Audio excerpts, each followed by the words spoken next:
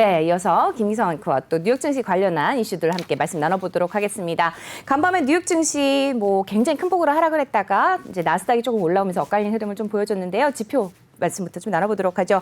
미국의 경제 지표 엇갈린 흐름을 보였죠? 네, 그렇습니다. 우선 좋게 나온 것부터 말씀을 드리면 앞에서 글로벌 브리핑에서 얘기를 하셨지만 8월 소매 판매가 예상보다 좋게 나왔습니다. 그러니까 시장에서는 0.7% 내지 0.8% 정도 줄어들었을 것이다 이렇게 생각을 했는데 0.7% 늘어난 걸로 이렇게 발표가 된 겁니다.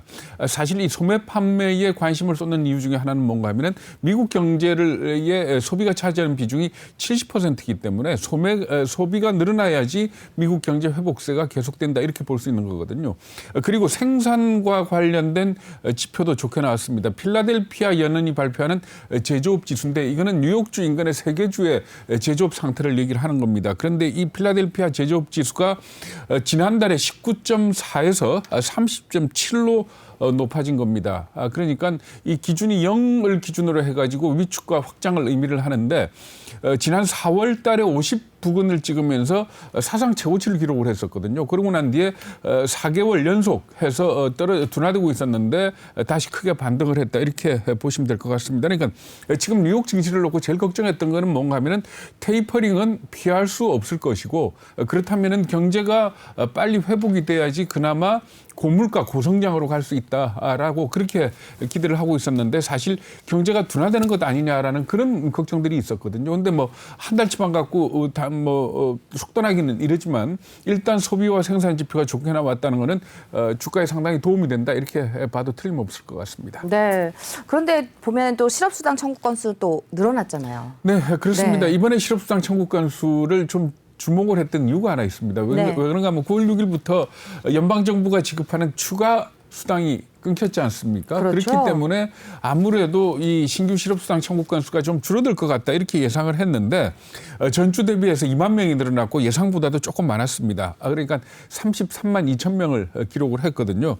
이걸 두고 여러 가지 해석이 나오고 있는데 델타 변이 영향이 좀 있는 것 같고 그리고 또 허리케인이 왔다 갔지 않습니까? 그렇죠. 허리케인 아이다의 영향이 컸던 것 같다라고 분석을 하고 있습니다. 그러니까 이 아이다가 지나간 루이지애나 주에서 신규 이 실업수당 청구 건수가 4천 건이 늘어났다 그러거든요. 그러니까 이런 것들이 영향을 미쳤으니까 다음 주를 좀 더 봐야 될 것 같고요. 이런 상황에서 쭉 미국 경제 지표만 놓고 본다면은 테이퍼링이 아마 11월 달에 시작되지 않겠느냐. 그러니까 우리 추석 연휴 기간 동안 열리고 결과가 다음 주 목요일이죠. 다음 주 목요일 날 아마 발표가 될 텐데 FOMC 결과를 봐야 알겠지만은 테이퍼링이 아마 시작이 될 테이퍼링에 대한 얘기가 나올 거고 그리고 테이퍼링 시기는 빠르면 11월.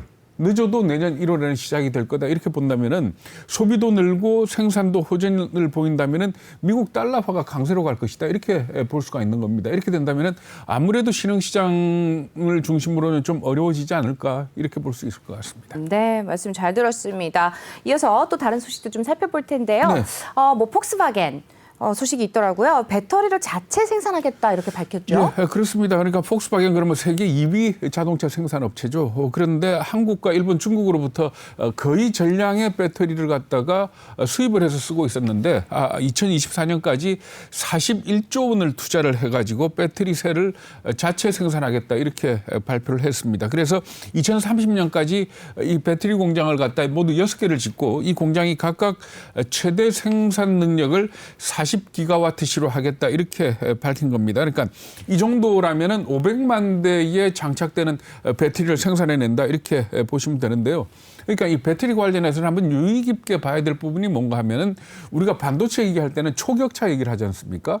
그러니까 앞서 나간 업체가 계속 앞서 나갈 수가 있는 그런 기술인데 이 배터리 부분은 아무래도 따라오기가 좀 쉬운 기술이다 이렇게 봐야 될 것 같습니다. 네, 이어서 또 뉴욕 시장에서 또 주가에 대한 관련한 소식도 좀 말씀을 나눠보도록 하죠. 어제 보니까 굉장히 많이 하락한 주가들이 많이 있지만 그중에서도 카지노주가 또 굉장히 큰 폭으로 또 많이 떨어졌던데 마카오 때문이 아닐까 어떻게 보세요? 네, 마카오 때문에 그렇다라고 봐야 될 것 같습니다. 그러니까 지금 현재 전 세계에서 도박 산업의 중심지는 마카오 이렇게 얘기도 틀림없거든요. 그러니까 뉴욕 시장에 상장돼 있는 라스베가스 샌즈 같은 경우에도 전체 매출 비중의 64%가 마카오에서 나오고요. 그리고 또 역시 4대 리조트 중에 4대 카지노 중에 하나인 윈 리조트 같은 경우에는 이 비중이 75% 이른다 그럽니다. 네. 그런데 이렇게 마카오 때문에 흔들리게 된 가장 큰 이유는 뭔가 하면 마카오 정부가 마카오 카지노 산업 개정안을 발표를 한 겁니다. 이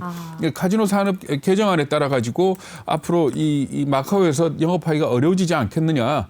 뭐 이런 얘기들을 하고 있는데 이것 때문에 미국에 있는 카지노 주가가 영향을 받았고 그리고 또 홍콩이나 상해에서도 주가들이 영향을 받았다 이렇게 보시면 됩니다. 네, 지금 뭐 보니까 홍색 규제가 카지노 성지인 마카오에도 상륙했다 뭐 이런 기사들도 나오고 있는 것 같은데 카지노 산업법 개정안 어떤 내용을 담고 있을까요? 네, 여러 가지 내용을 담고 있는데요. 그중에 몇 가지를 소개를 해드리면은 카지노 업체를 감독할 정부 관리를 임명을 한다 이렇게 돼 있고요. 그리고 또 카지노 운영사들이 지분의 일부를 갖다가 지역에다 배분을 해라. 네. 이런 규정도 있습니다. 그리고 또 배당금처럼 이렇게 주주들한테 수익을 배분을 할 때 정부 승인을 받아라. 그러니까 마음대로 배당을 많이 못하도록 이렇게 네. 하는 겁니다.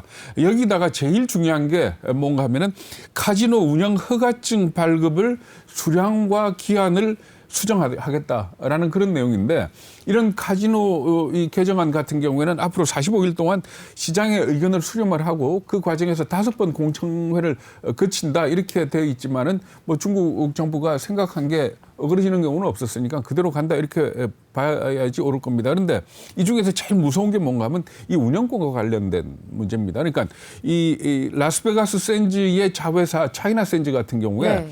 갖고 있는 이 운영권 허가권이 정식 허가권이 아니고 이 임시 허가권 뭐 이런 종류라 그럽니다. 그렇기 때문에 이게 2022년에 끝나는데 이젠 임시 허가권을 없애겠다는 거거든요. 임시 허가권을 없애고 나면 지금 그 마카오 안에 6대 카지노가 있는데 이 6대 카지노들이 운영권을 따기 위해서 입찰을 들어가야 되는 겁니다.